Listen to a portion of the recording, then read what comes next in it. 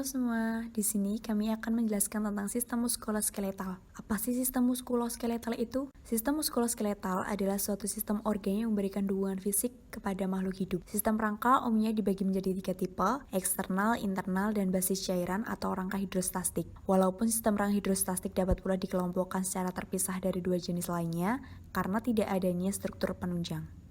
1. Tulang. Tulang merupakan suatu jaringan yang paling erat.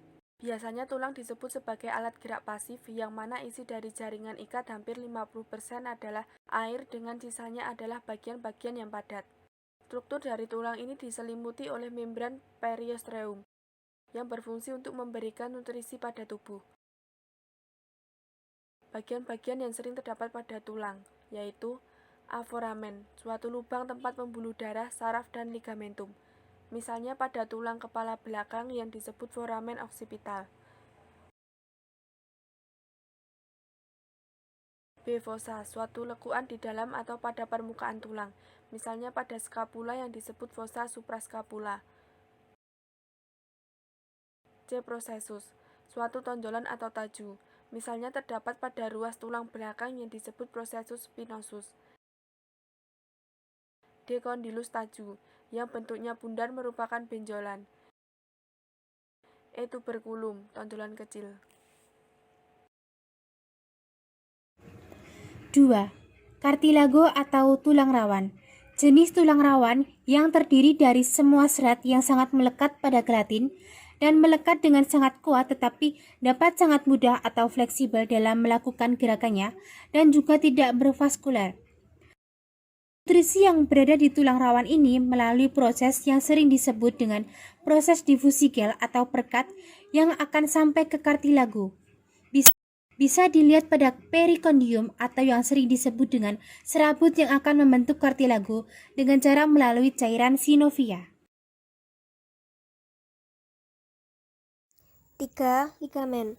Ligamen atau kata lainnya adalah suppley, yaitu merupakan serabut-serabut yang menyusun jaringan ikat yang dapat untuk menghubungkan antara ujung tulang dengan mempertahankan stabilitas. Untuk mempertahankan strukturnya pada jaringan lunak tempat ligamen melekat. Fungsi ligamen yaitu 1. Melindungi tulang dan sendi. 2. Mempertahankan bentuk tubuh.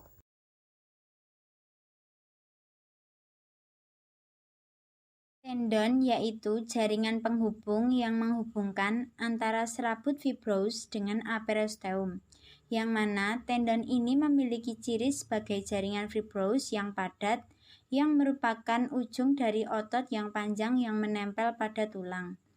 Jaringan ini juga menyelubungi tendon, terutama pada bagian pergelangan kaki serta tumit.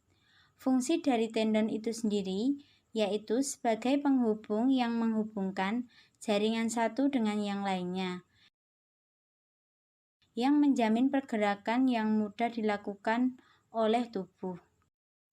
5. Fascia. Jaringan permukaan yang letaknya di bawah kulit dengan ciri-ciri jaringan penyambungnya berbentuk longgar. Jaringan ini juga disebut sebagai jaringan pembungkus tebal, karena jaringan ini digunakan sebagai pembungkus beberapa macam jaringan seperti otot, syaraf, dan pembuluh darah. Yang keenam yaitu bursai. Sistem muskuloskeletal yang selanjutnya yaitu bagian dari jaringan ikat yang mana letak tempatnya pada kantong kecil yang dapat digunakan pada bagian atasnya dari organ atau jaringan yang bergerak pada tempat di mana kantong kecil itu berada. Kantong kecil ini dibatasi oleh membran sinovial, terutama cairan sinovialnya yang berfungsi sebagai bantalan pada bagian-bagian yang bergerak. Untuk contoh dari bursa itu sendiri adalah antara tulang dengan kulit serta antara tulang dengan tendon. 7. Jaringan penyambung. Di dalam sel-sel jaringan ini memiliki bentuk yang tidak beraturan. Sitoplasma yang bergranula serta inti dari jaringan ikat ini menggelembung. Pada jaringan ikat memiliki fungsi sebagai pembentuk organ-organ di bagian dalam seperti kelenjar limfa, sumsum tulang belakang, serta hati. Selain fungsi yang tadi, jaringan ikat juga memiliki fungsi yang khusus sebagai penimbun lemak di dalam sitoplasma. Selain itu juga sebagai lamina elastika interna dan eksterna pada arteria tipe elastin. Yang kedelapan, otot. Otot sebagai alat penggerak yang aktif yang dapat menggerakkan tulang. Otot ini difungsikan sebagai alat yang memiliki kelenturan tersendiri, di mana jika seseorang ini duduk, maka otot-otot akan mengikuti, menstabilkan serta memperkuat sendiri yang sangat berhubungan ketika sedang duduk. Otot-otot ini memiliki 3 jenis otot, di mana diantaranya adalah otot polos. Otot yang bekerjanya di luar kehendak dari kita, yang memiliki kontraksi yang bekerjanya secara lambat, serta tidak mudah untuk lelah.